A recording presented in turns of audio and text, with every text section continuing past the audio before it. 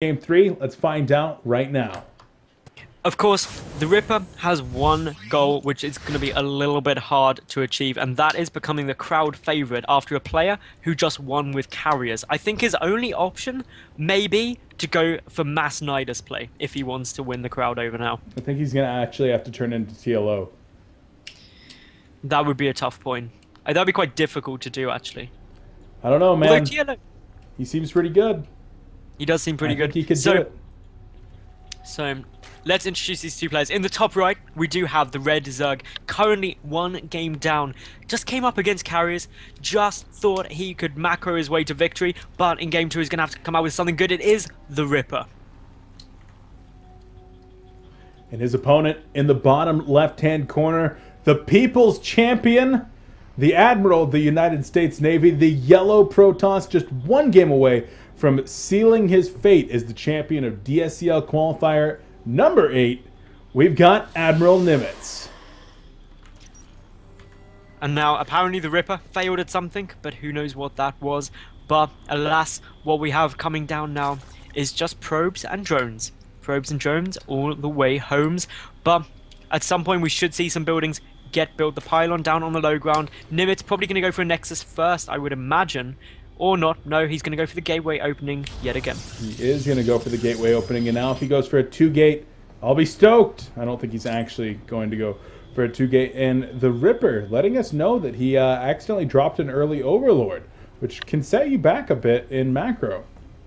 I don't actually remember the last time I made an Overlord early. The amount of times I made an Overlord at 10 and passed it off as I just wanted to extract a trick is uncountable. It must be the number one, like, because as Zerg, you're just sitting there and you're just like, Drone, hatchery, drone, lava, drone, drone. hatchery, lava, drone. And you just spam it and then you're just like, 10 out of 10 supply.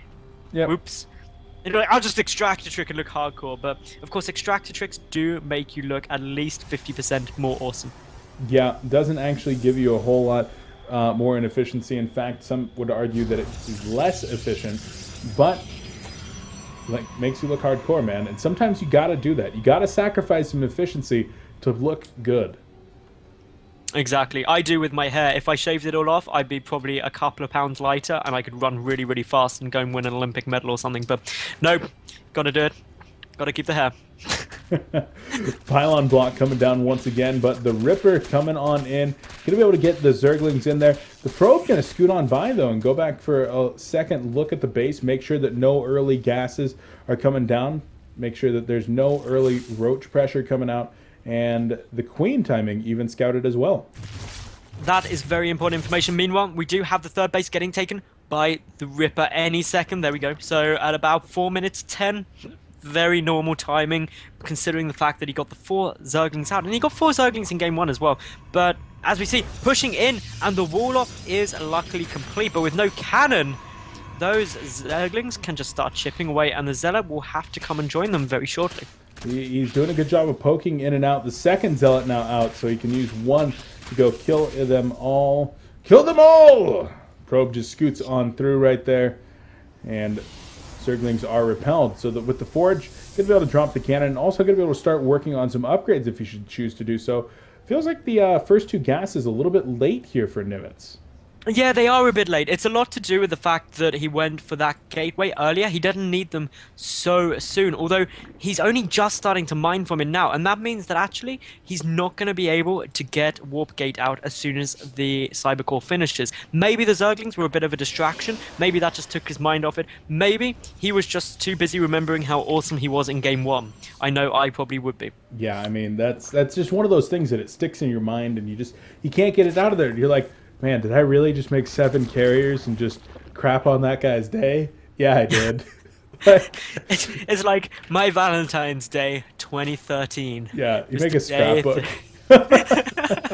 Like I would make a scrapbook right there. But of course, we've got the third gas coming down now. That will allow him to catch up. We've got a single Stalker coming out, as well as 2 Zealots.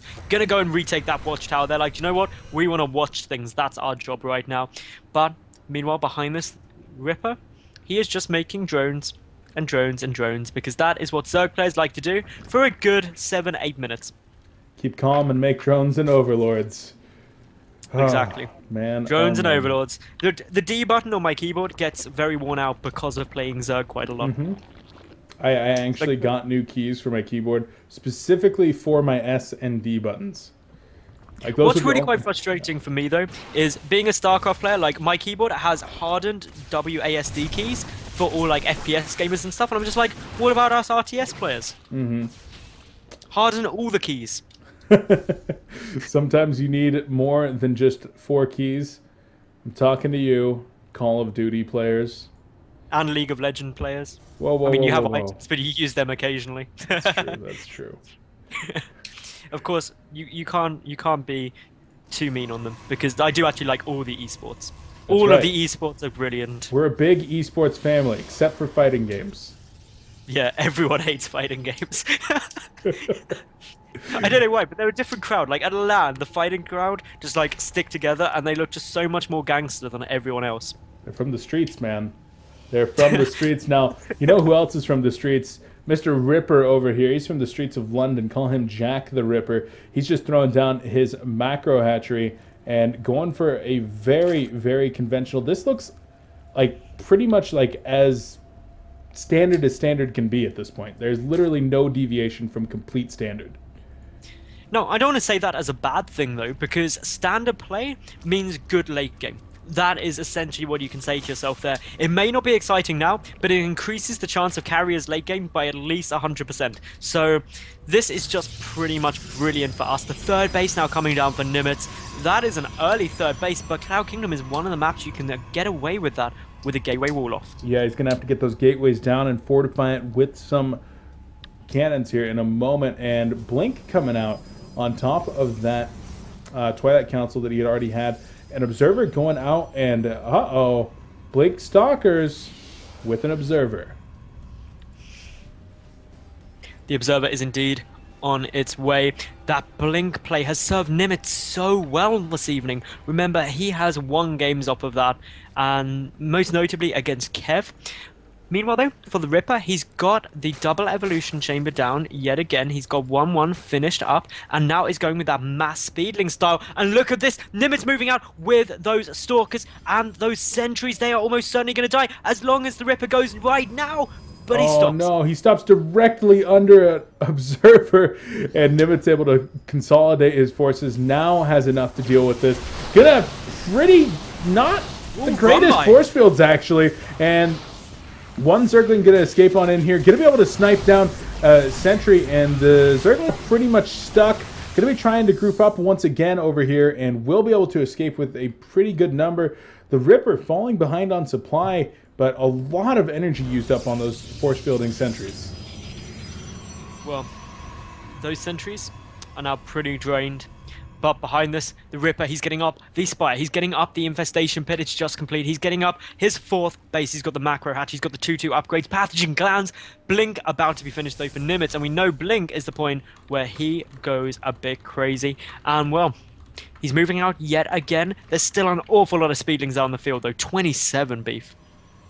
There are a lot indeed right now. They're just working on the destructible rocks, but going to be able to give decent map control right now as they move back out once again. Going to try to pick up a couple Stalkers here, and, well, not going to be able to in time as the Immortals and the rest of the Stalkers were able to come on over. Ripper tried to take his 4th, and both these players really just comfortable to skip right on through the mid game. They should just be able to go straight up towards the late game. The problem is, though, the Ripper, he's got the Infestors on their way, but this 4th base is going to be having to get defended purely by Speedlings, but there's not enough out on the field quite yet, and this is definitely going to get cancelled. I would say definitely indeed, but I've seen brain farts before. You forget to cancel it. Makes you a very sad panda, puts you on tilt, but in this case, the Ripper cancels it just fine. Infestor is going to be able to get a good fungal off right there, able to snipe out the Observer, so that helps out quite a bit. A total of 8 Infestors were just built with the Pathogen Glands upgrades finishing up at the exact perfect time. And now our Protoss player still ahead in supply right now, in a really good position. he is in a really nice position. Of course, the Ripper trying to take the bottom right base in order to get back up to 4 bases ASAP, but it means for a long period of time, Nimitz is on equal bases with the Zerg, and as a Protoss player, that is fantastic. Neural Parasite on its way down, and the unfortunate thing for Nimitz is he's only just getting his Robotics Bay up now. Those Colossi so late, and in come the Speedlings. Beef, this is gonna be a Force Field's dream. Force Field's off about 15 Speedlings right there and able to shred them to bits. Unfortunate for the Ripper. I mean, he's trying to poke in there, find some kind of a chink in the armor, and really just cut his opponent down. But unfortunately, Nimitz is solid all the way around. He's covered up all of the gaps that could present themselves and covering his own ass pretty damn well. 12 Infestors now up from the Ripper. Those are going to be the key to defending this upcoming push.